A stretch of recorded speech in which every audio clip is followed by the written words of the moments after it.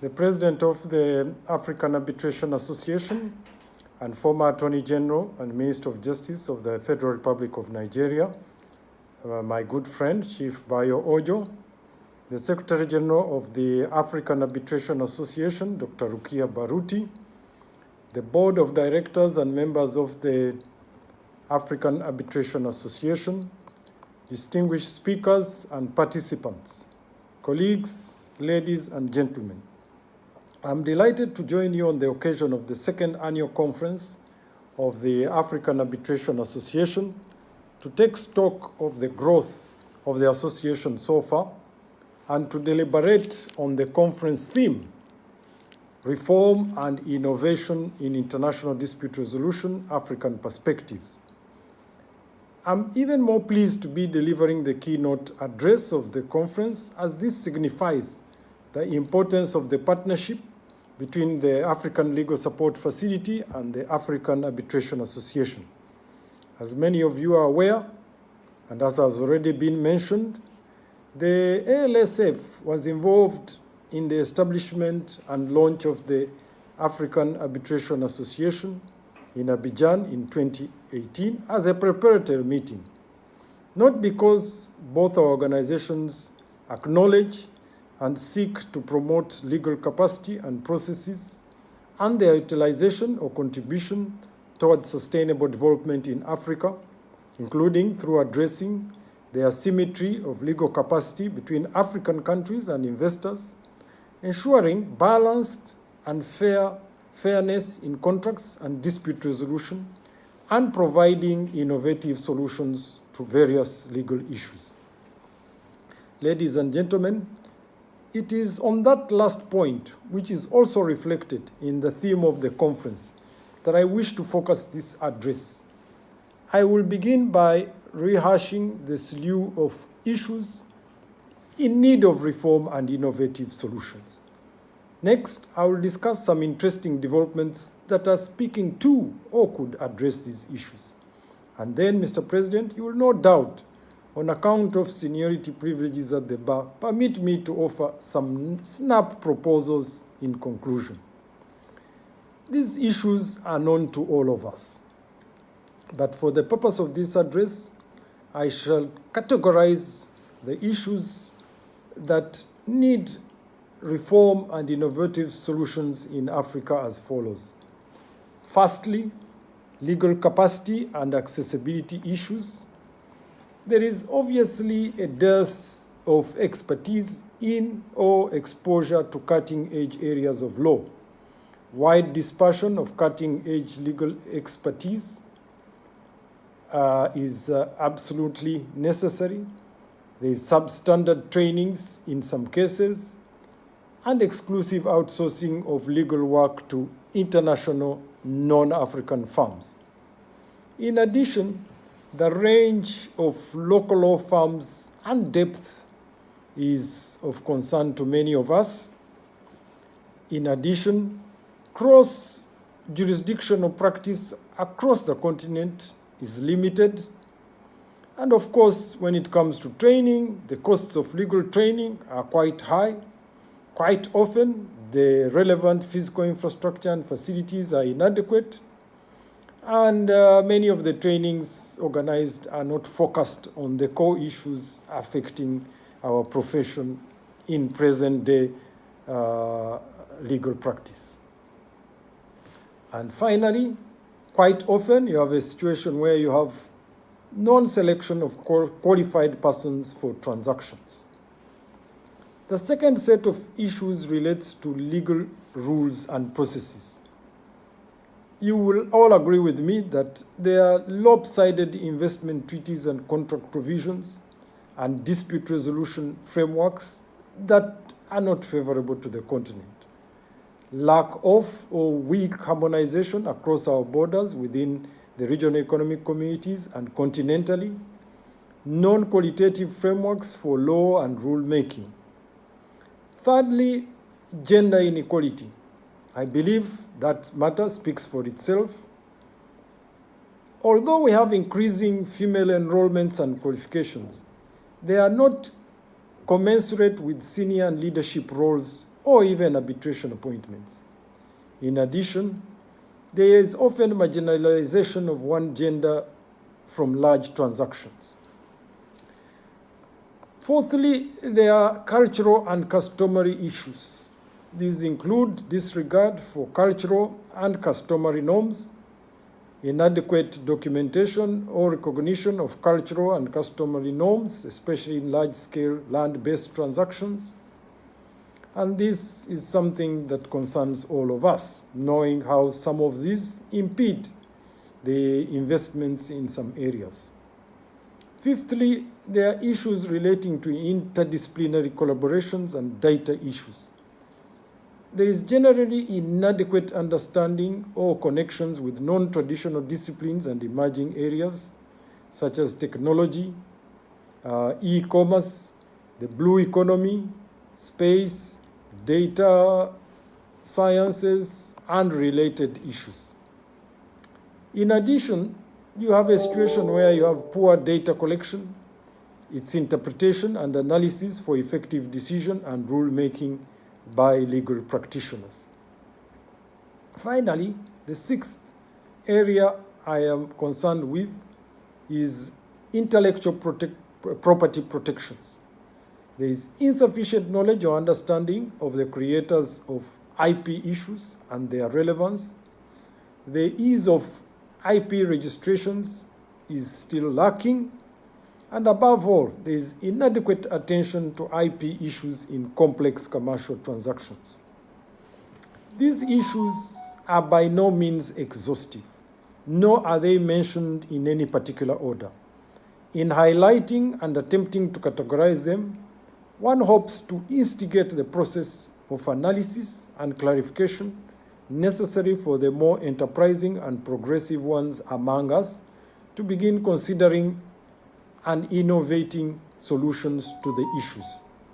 Working across the continent, we've seen quite a number of these issues being touched upon or being addressed in some cases by some of the larger law firms in some of our jurisdictions, particularly the larger jurisdictions such as South Africa, Kenya, and Nigeria. And sometimes also in what I would call the medium-sized jurisdiction. In other words, jurisdictions where you have law firms of medium size, say 40 to 50 lawyers in one law firm. Because the larger the legal practices, the easier it becomes to start addressing the core issues that need reform and innovative solutions in Africa. Despite the need for addressing those issues more comprehensively, ladies and gentlemen, it is not all doom and gloom. If the issues I just mentioned evoked despair, then the recent developments I'm about to share should give us hope and inspire further efforts to overcome the challenges. In the interest of time, I'll only share 3 of such developments. Firstly, you may have heard of the ALSF Academy.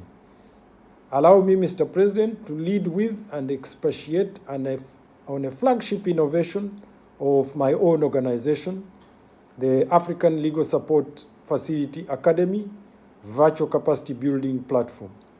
Long before the pandemic broke out, we recognized that it would take innovative solutions to achieve our vision of ensuring sustainable legal capacity for Africa, especially having realized that reaching as many lawyers as possible through travel was not going to be possible.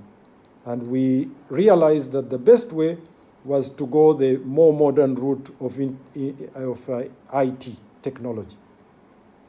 The ALSF Academy therefore utilizes technology to address some of the issues I mentioned earlier, especially the legal capacity and accessibility issues.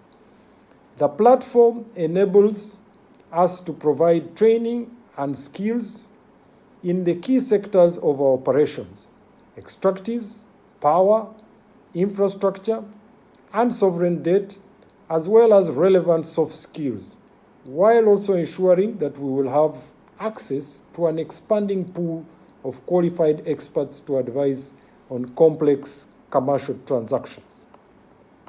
The training materials, which include video presentations, slides, and course handbooks, are complemented by other sector publications and online resources developed or supported by or accessible to the ALSF. The materials and resources are being developed through our partnerships with various legal entities, including the African Business Law Firms Association, International Training Center in Africa for Francophone Lawyers, East African Law Society, ILFA, the International Lawyers for Africa Association, SADC LA or SADC Lawyers Association, the Regional High School of Magistracy of OHADA, and Strathmore Extractive Industry Center based in Kenya. To this end, we are also working with the African Arbitration Association to expand on the arbitration resources available to expand the skills and practice of African lawyers. The merits of the ALSF Academy online portal include sustainability, knowledge transfer, and continuous improvement. With respect to sustainability, the online portal provides all-round access to skills and information complementary to in-person trainings, and that can be readily updated or upgraded. With respect to knowledge transfer, the training provided through the portal enhances the capacity of African lawyers, especially in key learning areas, in line with international best practices. With respect to evaluation and improvement, the ALSF can monitor and improve the effectiveness of the training through the analysis of data on who has accessed the portal and which sections have been viewed and utilized. Since the launch of the online portal in 2019, more than 7,000 new users have been registered, and over 223 users have completed various levels of training on the platform. We expect to register more users as we develop more content and introduce more interactive features. In time, the ALSF Academy should coordinate all relevant legal resources and training for African lawyers. The ALSF Academy is available at www.alsf.academy. Other law and technology platforms include the Lawyers Hub, Law Trailer, IAB Africa, Arbitration in Africa Survey, and the the African Association of Arbitration Law Atlas. This set of innovations are also technology-based and speak to a number of the issues I mentioned earlier in relation to legal capacity and accessibility issues, legal rules and processes, interdisciplinary collaborations and data issues, IP protections, and gender inequality.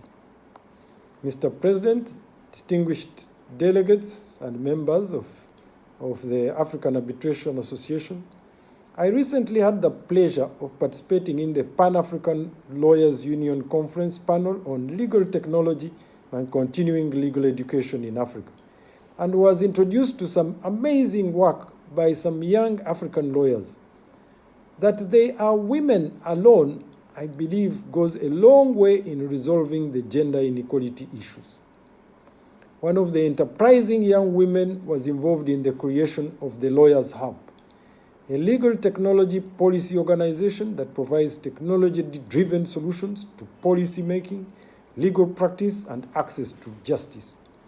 Their policy hub brings together lawyers, tech professionals, civil society, academia, and public policy professionals to develop technology-driven options for governance, including in emerging areas such as internet governance, digital trade, digital ID, and digital inclusion, as well as the interface with some traditional concepts such as human rights and sustainability. They are also engaged in the use of technology to improve dispute resolution processes and are exploring artificial intelligence and machine learning technology to improve access to and efficient delivery of justice. Another of the women innovators has created Law Trailer, an online platform that uses technology to facilitate continuous professional development, networking, co-working, and client interaction. I urge you all to search for this on the internet, and you'll be amazed at the fantastic work that they are doing. Mr. President, I have more initiatives by women to speak about. The SOAS Arbitration in Africa surveys, which the LSF has supported, contribute to resolving the issues mentioned earlier for more effective decision-making. The I-Arb Africa website features useful information on African countries' accession to various arbitration centers, eligible African arbitrators, an international directory of arbitrators, arbitration schedules and events, awards involving African participation, and analysis of awards and developments in the arbitration space. Of course, the African Arbitration Association's own online platform provides a directory of its members and their expertise and hosts, and provides links to various arbitration resources, including an atlas of African arbitration laws, which should facilitate reviews and analysis and harmonization or convergence of arbitration rules and processes across borders. Ladies and gentlemen, with the commencement of the African Continental Free Trade Area, the leadership of these young people, particularly women, is paving the way for improving and harmonizing arbitration rules and procedures, and consolidation of arbitration centers to facilitate investments and trade on the continent.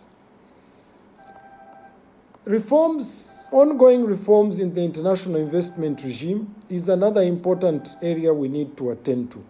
The UN Conference on Trade and Development 2019 World Investment Report reported that out of 29 international investment agreements concluded in 2018, 27 contained various innovative features, including provisions espousing sustainable development objectives, gender equality, preservation of regulatory space, enhanced investment dispute settlement provisions, or none at all. And regarding investor-state dispute settlement, ISDS reforms, the ongoing processes for reform of ISDS frameworks, notably the ICSID, ICSID, and ancestral regimes, are well known. The issues being considered for reform are relevant to us and wide-ranging, including proposals relating to third-party funding, whether to have an ad hoc or standing advisory center, review of or appellant mechanisms, cost-effective of proceedings, electronic processes, selection of arbitrators, to mention but a few. But perhaps more can still be done to coordinate African perspectives and articulate them more forcefully.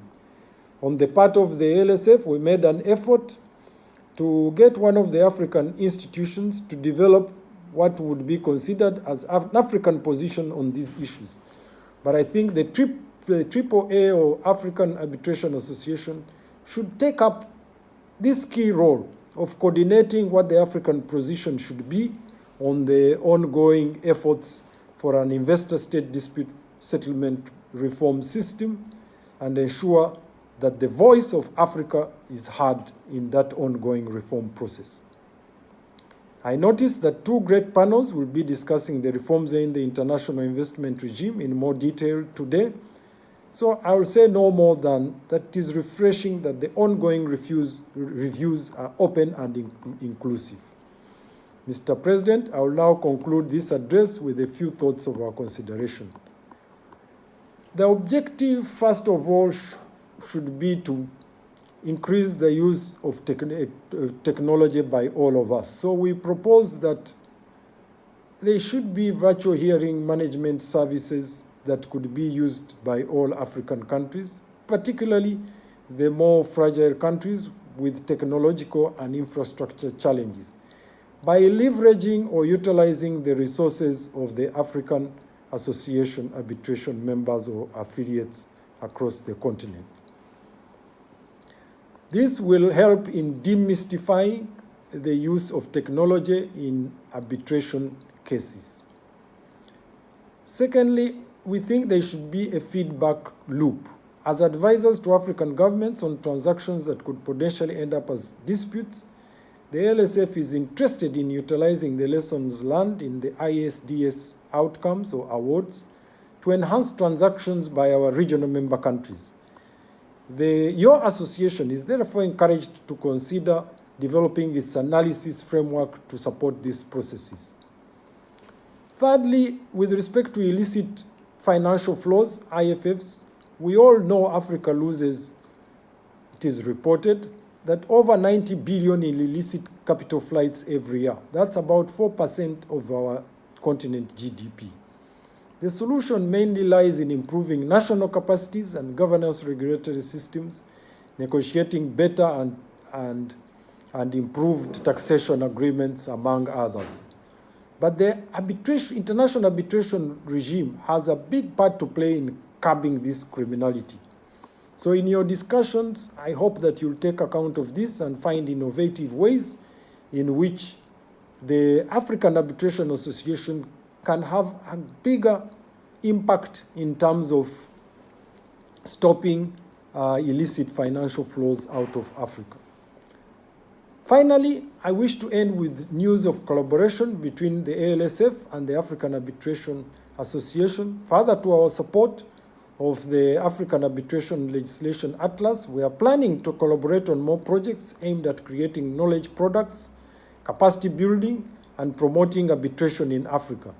The details of the projects are yet to be finalized, and I am hopeful that we can realize common objectives if all of us members and partners continue to work together. Mr. President, ladies and gentlemen, congratulations on your second annual conference. I look forward to your lively and rewarding experience. I thank you for your attention.